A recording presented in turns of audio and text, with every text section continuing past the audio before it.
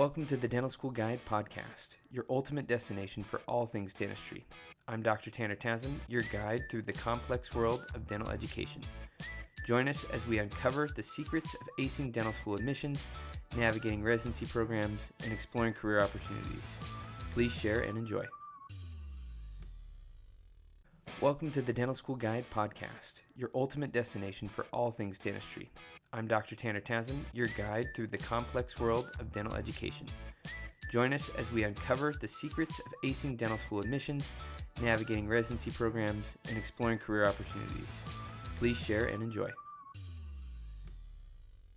Welcome back to another episode of the Dental School Guide podcast. I'm your host, Dr. Tanner Townsend, and today we have the interim dean, Dr. Wong, from LMU in Knoxville, Tennessee with us. Dr. Wong, we are super excited to have you on. How are you doing? Thank you so much for having me. I'm very excited to be here. I'm doing great. How are you doing? I'm doing good. Well, Dr. Wong, tell us a little bit more about you. How did you end up at LMU, and tell us kind of your story and background.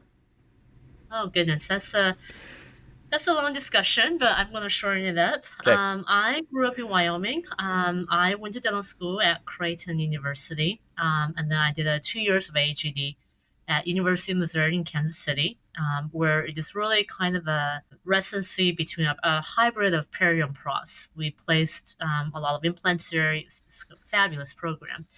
After that, I worked in private practice. I worked for corporate dentistry, and I also did public health.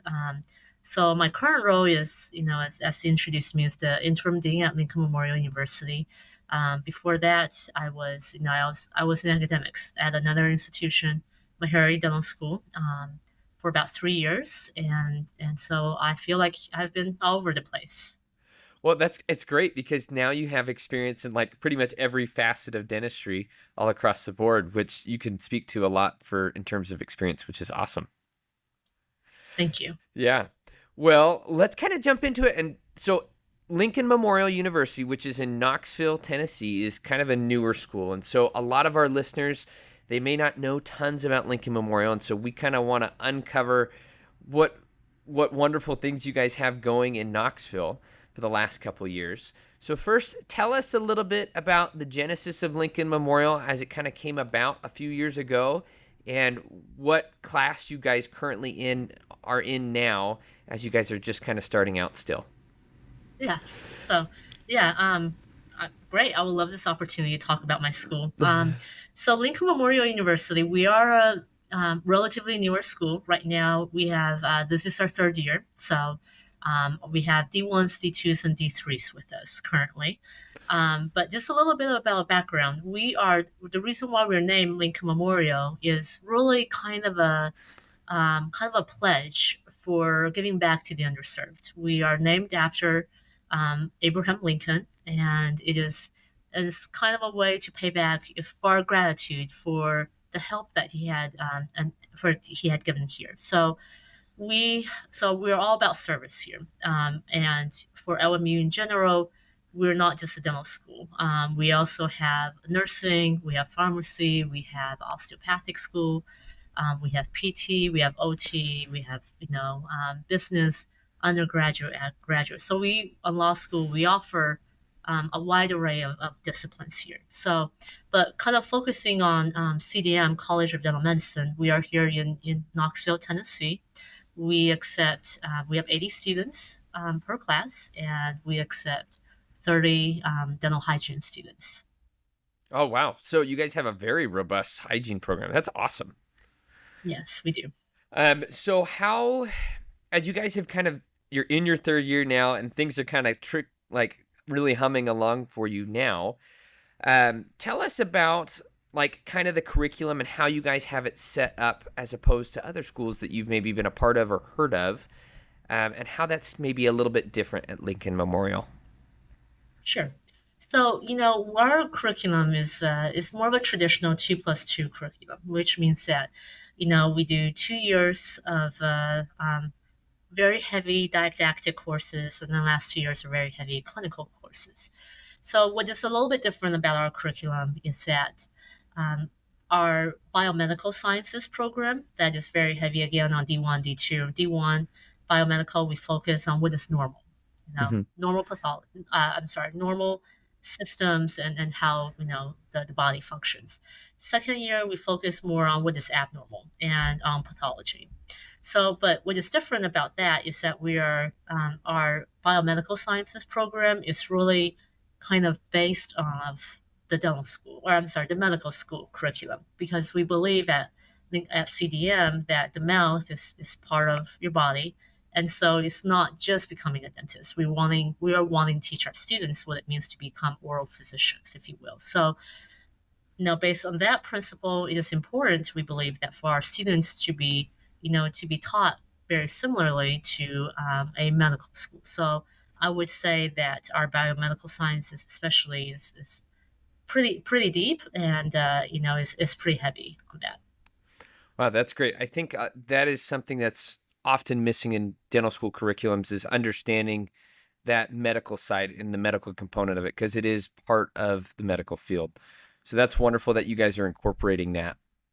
In terms of like what those clinical years look like, walk us through once a student gets into that heavy clinical portion, like your D3s currently, what is that going to look like if they're a student that comes to Lincoln Memorial?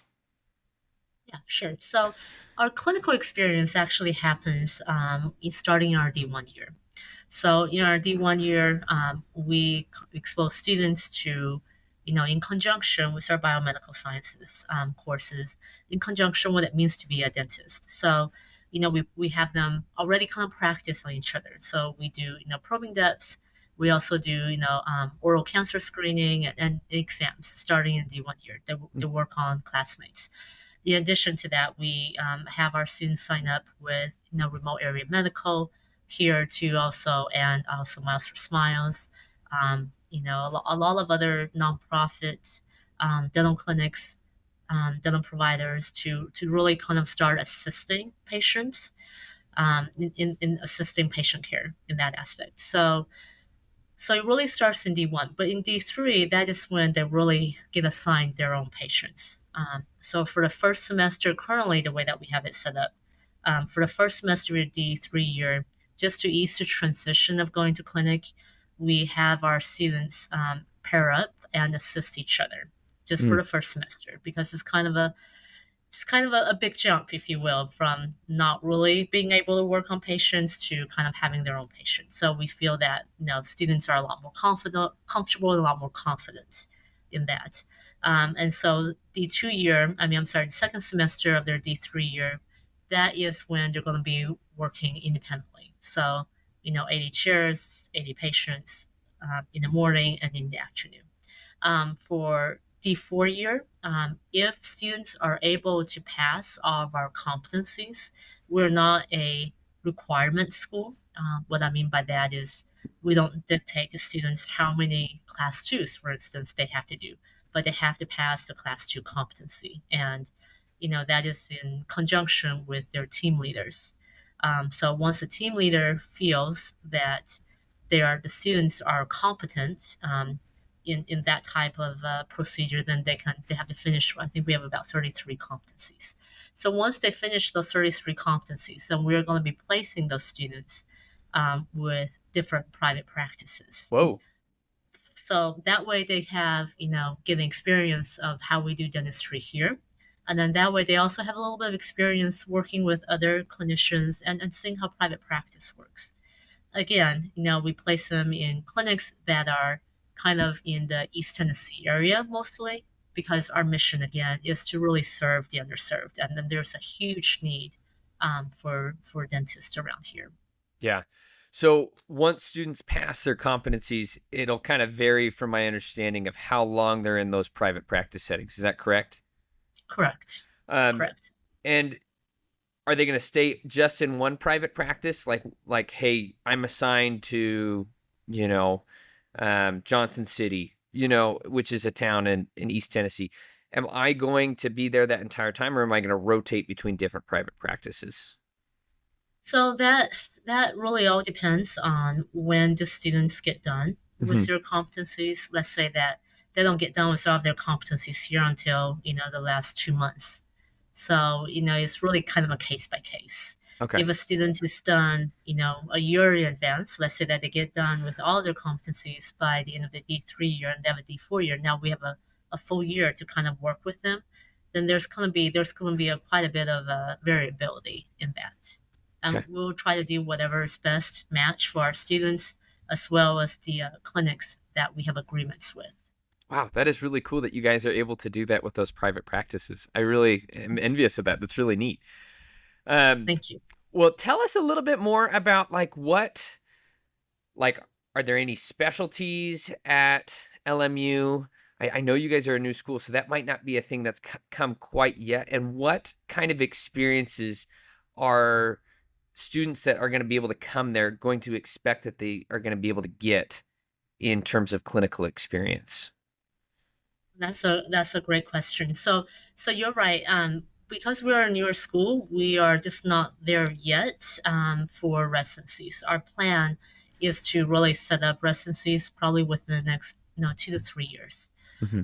We want to get our first class out before we kind of delve into that. But we have plans to maybe set up a AGD residency, and then maybe pediatrics, maybe ortho, maybe oral surgery. We're really interested in, kind of all aspects of residency. So the advantage to not having residencies is that our school, instead of having complicated ortho or complicated, extractions, etc., kind of getting shuffled off to the residency program, the advantage for our dental students is that they get experience all of that. So the other day, actually in clinic about 2 weeks ago, we have a student who worked under the guidance of our faculty, of course, but they did two wisdom teeth extraction that were completely impacted.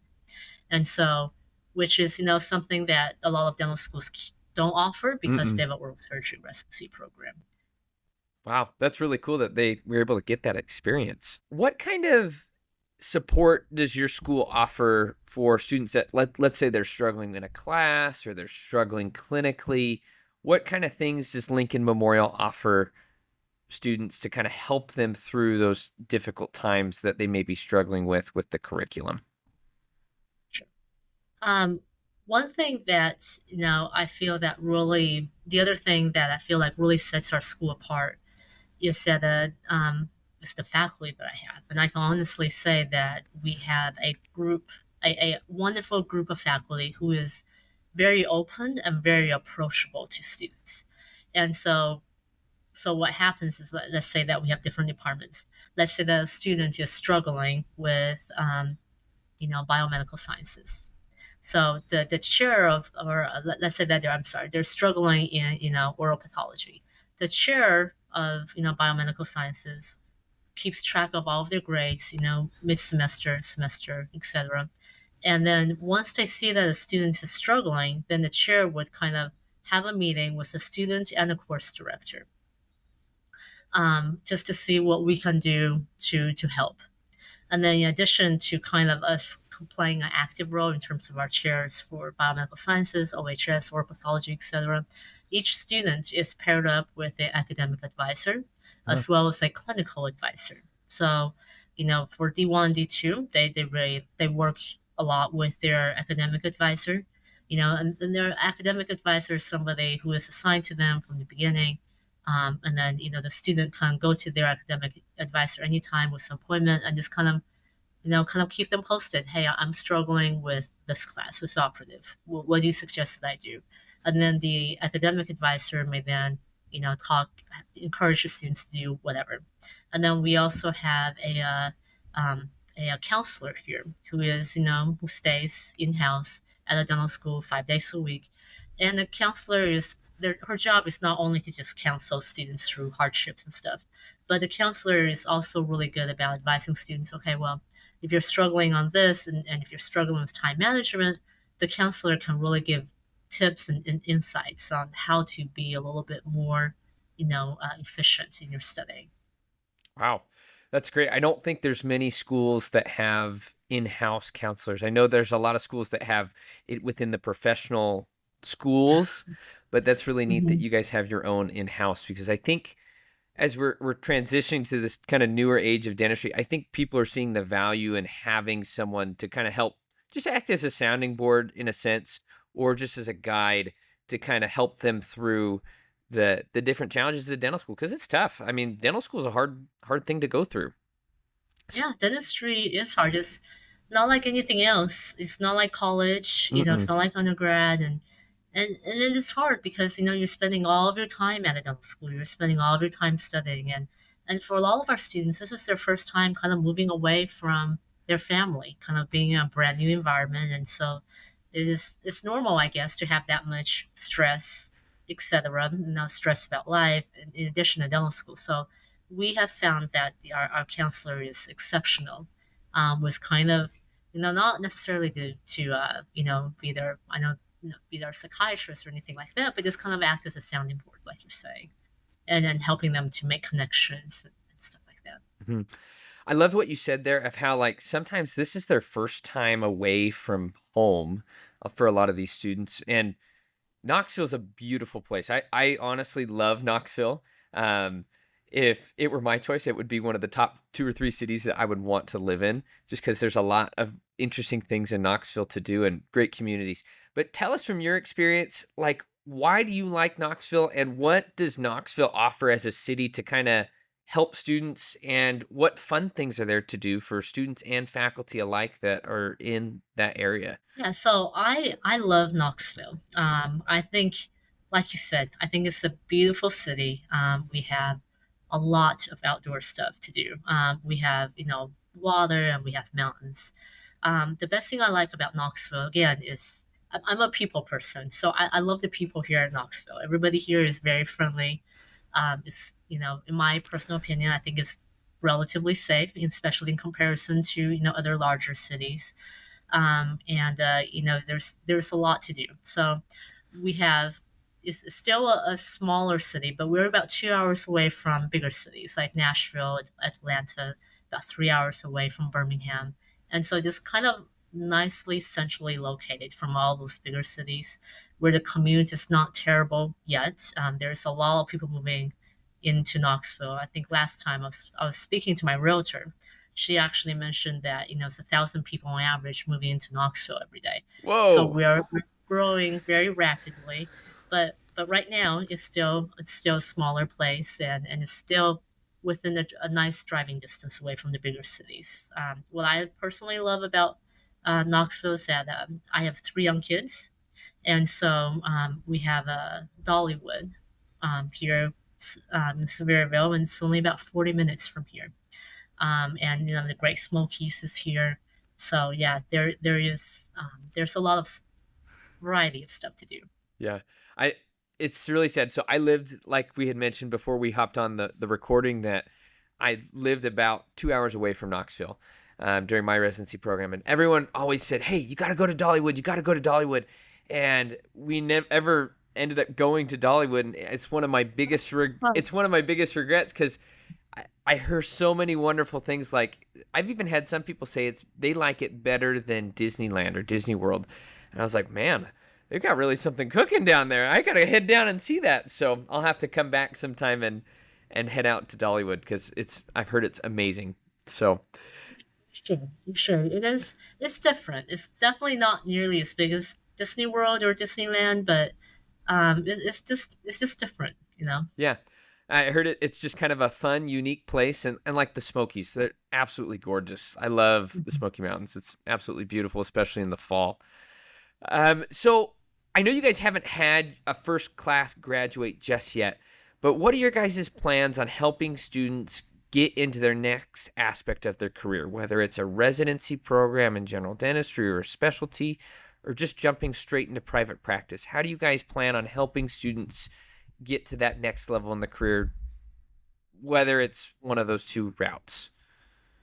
Yeah, yeah. So I think and you're right. For a more established dental school, you have that alumni network that you're able to tap into. But especially for first year, for it's just the first year of students, our D3s, who really are kind of in this pickle because it gets better every year after them because they will be our first alumni.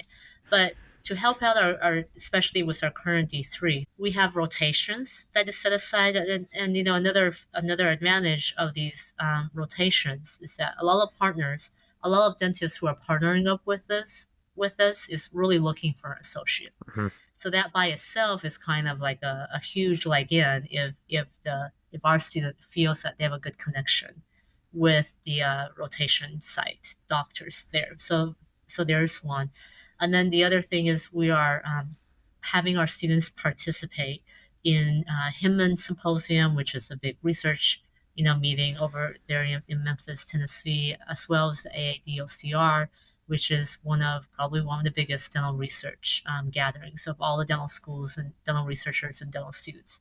And so LMU actually encourages our students to, kind of participate in that. Not only does it boost their resume, but it's also a great networking opportunity for our students. We actually pay for all of their expenses, their flight, their hotel, submitting their poster, etc. So we pay for all of that if the students are interested in that. Wow, that's an awesome opportunity. Where is that conference held at? It is going to be held in New York Okay. in March. Wow, that's a really cool, unique kind of thing that you guys do. I don't think any other school I've talked to has done that. And so, in terms of research, what kind of research opportunities are available for students if that's something they're interested in at LMU? So we actually just 2 months ago we did our first annual CDM Research Day. Excuse me. So we actually have 7 student presenters, and they kind of talk about whatever research that they have done. So our biomedical science team are actually dual appointed in with the DO and the dental school. So we're hoping that that would kind of in the near future, within next year, they would be able to kind of cross link between our students, our dental students, with the medical students in terms of research. And then we were just able to acquire funding for about for our equipment. So we're not really actively engaged in bench lab research. There's a lot of research that it doesn't have to be done bench lab, and that's a lot of dental schools do, which of course we can always do that. But in addition to that, we are wanting to kind of head in a way of bench lab research. And so we just got funding for that, and so I would say within a year we'll be set up and ready to go for that. Well, that is great. That's good news. Well, do you have any other highlights about Lincoln Memorial, like as a school and in terms of curriculum, that you feel would be really necessary for someone looking in to come to LMU they would want to know, or things like that? Sure, sure. So we are a relatively newer school, and I would say probably one of the biggest advantages of being a newer dental school is that it's easy for us to incorporate the cutting edge Hmm. of technology. So actually, what the other thing that's different about us is that we are very um, digital dentistry oriented. So starting their D1 year, we have semidont units, which is kind of it's almost like a video game that students can cut on a 3D virtual prep and kind of get feedback from the computer about their hand control and precision as they're using a kind of a handpiece that's connected to the semidon. And then after they do their prep, we actually scan it in with our CRAC machines and kind of enlarge the prep to really show them in detail. And then for their operative preps. And then for once they go into fixed, we have them design just kind of, starting their D2 year, we have them design the crown, have them mill it, and then have them seat it. That way they can really understand and appreciate the importance of having a good margin on crown. And so we are very digitally inclined. And I'm also one of my other things I'm trying to do is I would love to be in partnership with, and I'm sure that it sounds like you do a lot of implants, but Yomi, which is I think is Hmm. one of those robotic, implant machines that helps clinicians to place the implants. I'm really trying to kind of acquire one of those machines for our students just to play around with. I don't think that they're end all be all, but I think that would be a great aid for our curriculum. Yeah, we had one of the Yomi reps actually come to our office here recently, and it seems really interesting. I've talked to a couple docs that have it, and we looked into getting it, but yeah, it's a unique tool. And I think that's really cool how you guys are able to help students even from their first year get exposed to that digital dentistry because that's where everything is moving. I don't do tons analog anymore. Most of it's digital. And it really is kind of where dentistry is moving. So in terms of CEREC machines and like intraoral scanners, that's one thing that I think is really an advantage that LMU has. How many like scanners do you guys have? And yes, they get to scan a prep and make a crown for it, but are they getting to use it almost on a weekly, daily basis kind of thing? That way they can get feedback and get used to using the scanner. So for clinic, we have, I would say, currently about half of our crowns are probably done, conventionally, and the other half are done, digitally. Wow. So we believe that our students should be exposed to both methods Hmm. because some practices are still only conventional. Some practices are moving away from conventional into digital technology.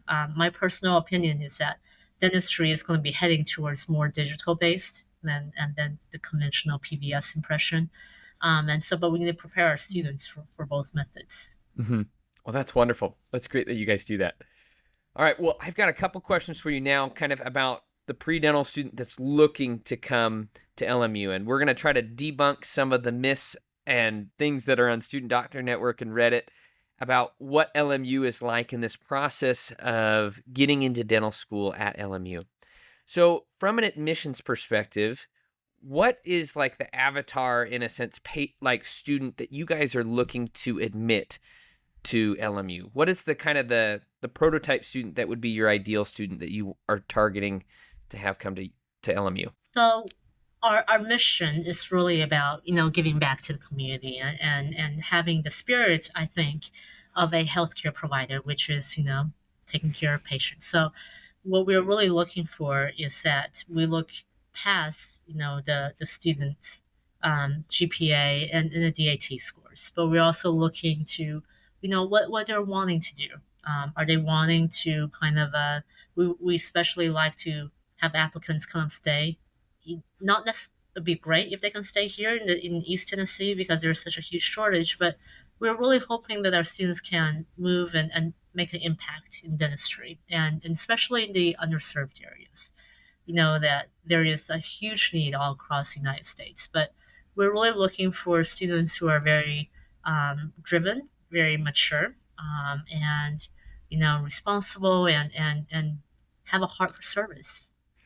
Yeah, I think that's honestly the one of the deepest keys of dentistry is to have that heart for serving. So as you guys get applicants, especially in that June, July, August time period, walk us through kind of what that initial review process of the application looks like for you guys at your school. So we participate through AdStats. So students would then kind of file their application. As soon as we receive their application, their complete application package, some of them, a lot of our students don't complete packages, but we don't review them until everything is complete, meaning that Hmm.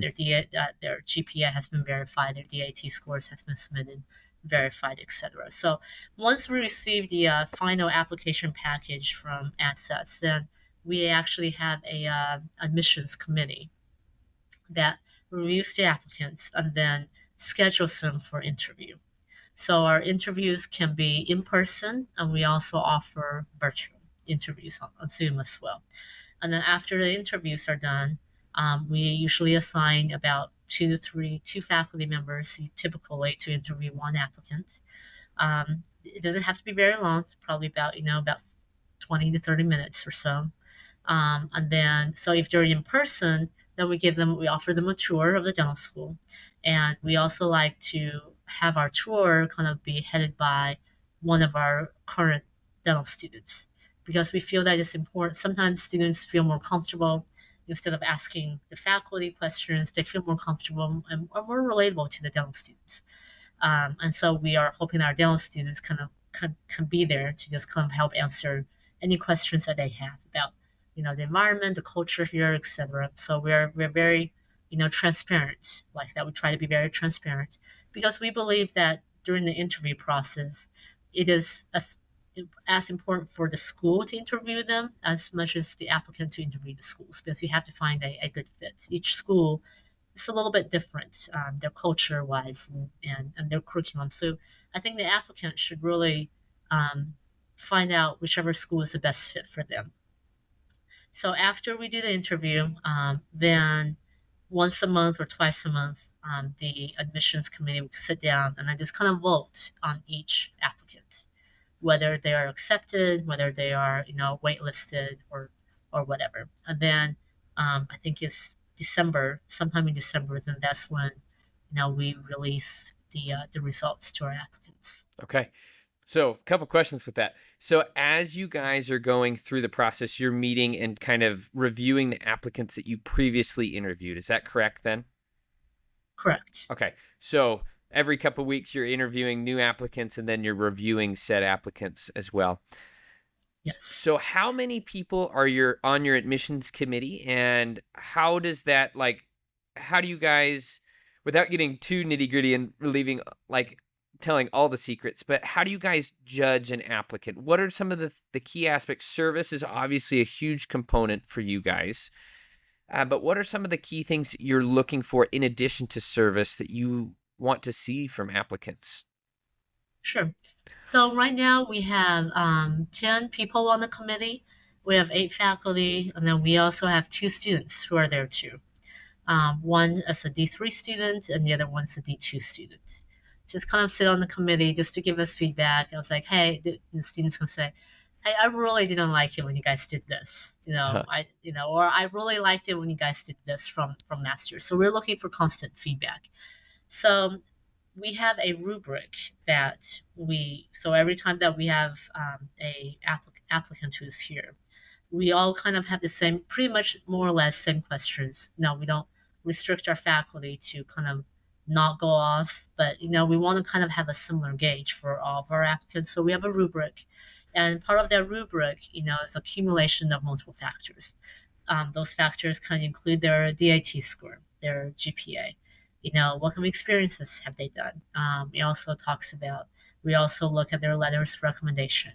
And what really stands out to us is that, we're really looking for students who are self-starters. So if they have started, something that is unique about them. If they have started a nonprofit organization, for instance, or if they have set up a tutoring session at their local high school, wherever they're from, that speaks pretty highly of them.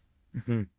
Yeah, I think those are some things that are really unique that we want to have applicants do because they're kind of showing that they're going the extra mile. Like you said, a self-starter. And I think Mhm. sometimes when students are like, "Oh, what more can I do for my application?" Well, you need to show you're a self-starter, and that's an important factor to have. In regards to applicants, there's varying different applicants in terms of reapplicants, first-time applicants, master's and post-bac students. Um, how do you guys view reapplicants, and what do you look for when you have a reapplicant that has come across your desk that applied maybe the first or second year and then is reapplying another year at LMU? What are you guys looking for from year one to year two with that? Yeah, well, first of all, if a student who keeps applying to us, we see that as student as, well, maybe this person actually wants to join us. So it's not, which is not a bad thing in itself. The biggest thing that we're looking for in an applicant is we're looking for, do they actually want to do dentistry? Hmm. I think that not only myself in this role, but in my previous academic experience, and also in my classmates too. I feel that some of my classmates, for instance, they didn't really want to do dentistry. They just came to dentistry because that's what their parents were, and they felt like they had to carry on that family legacy. And it is really kind of sad when you see a student in that position, to me, because they make it obvious that they don't really want to be there. And so 4 years it's a long time, and it's hard enough, and it's just that much harder if you don't want to be there to begin with. And so for our admission process, we're really looking for people who really wants to be a dentist. We are looking for people who can be successful. For instance, this is why we are still taking the DAT scores, because some of our students, they're very, very, not just our students, but some students in general, they're very smart, but sometimes people can be terrible test takers. Hmm. One of my classmates before, she was brilliant, but she has severe test anxiety, and it took her 3 times to pass that at that time was part one, and then 3 times to pass part two, and she almost didn't pass the third time, and it took her twice to pass the clinical boards because of her test anxiety. And so, if we want people to be successful, the worst thing we want to do is accepting an applicant, a student, and they're here for 2 years, 3 years, and they paid all of these loans and student loans, but they're not successful in passing a very high stake national board, which is very it can be can certainly be induce a lot of anxiety in our students. So we want to be sure that these students are equipped to have the mental ability and they have the hand skills to pass not only dental school but be a successful dentist after they leave here. And that is our main philosophy when we're looking for students. Would they be able to handle dental school, and would they be able to pass the boards and be a conducive member? Yeah, I think those are great points. Now, let's say a student's come, they've interviewed, you guys have reviewed them. There's sometimes students get really antsy when they're like waiting, because sometimes they wait forever and then they start to like reach out to schools and things like that. And typically we kind of recommend, hey, just give the school some space. They will reach out to you when they have something to tell you. What is your opinion on that, Dr. Wong? And like, why do you feel that is an important thing to kind of consider from a school's perspective? Yeah, absolutely. So we certainly don't mind students reaching out. We really won't be able to share anything Hmm. anyway until whatever is it, December 13th, or wherever the date is Hmm. for AdSense, and so we're bound by that. So we cannot share anything, really anything of value anyway, until after that date. But after that date, especially if you're on the wait list, we don't mind, students reaching out to us, say, hey, still express, I'm still interested, etc. We would ask that students don't do that, on a regular basis. Like, please don't email us every day. Yeah. Um, but, we certainly don't mind, maybe once or twice a month, or whatever. And so just kind of use your best judgment, but please don't email us every day. That would be that would be awesome. Yeah, might be a little bit over the top. So, Yes. um, this is something new that schools are seeing more and more of nowadays is this letter of intent from students to like try to, in my opinion, it's kind of like a try to sway the school to accept them in a sense. How does LMU view the letter of intent? Is it a valuable thing in your guys' eyes, or is it something that really doesn't have much weight to it if you send it in or not? Um, Well, I think it's all depends. So if your letter of intent, is kind of a mere copy of your personal statement, then we don't really need that because we already have it. But if your letter of intent tells us something else about you or about your specific situation that is not reflected on your personal statement or part of your application package, then yeah, we would definitely welcome that. Okay. Wonderful. Well, do you have any final pieces of advice, Dr. Wong, for pre-dental students that are looking to come to Lincoln Memorial? So, my advice, whether you're applying for Lincoln Memorial or any other school, I would say just be yourself. You really have to be yourself, and kind of know what kind of environment you want to be in. Try to find that best match for you, whether it's in a dental school or whatever it is you're looking for, whether that's whether that's the tuition that you're looking for range, whether it's geographic location that you're looking for, the type of experiences that you're looking for. All dental schools are similar, but they're also different in their own way. And I cannot emphasize again that 4 years is it's a long time, and so I would encourage all applicants to really kind of take that time and figure out where you best fit into. At Lincoln Memorial, just to say something a little bit about us, we are looking again for applicants who are driven, who has a heart for service, and we want you to be successful. So that's once you're admitted into our school, we will do everything we possibly can to make sure that you're successful, whether it's just not with our school, but also afterwards as well. Well, So that's looking for that support in dental school, I think is also important. mhm. Yeah, I think making sure that the school has your back in a sense to help know that you're going to be graduating and you're going to be a dentist and they're going to help you get there. And it's more of like you said, when you're looking into a school, the school's picking you and you're picking the school because you're picking the partner that's going to help you get across the finish line in a sense. And so that's an important thing to remember. I love that. Well, Dr. Wong, thank you so much for coming on this latest episode of the Dental School Guide podcast. We've really enjoyed having you on and your insights.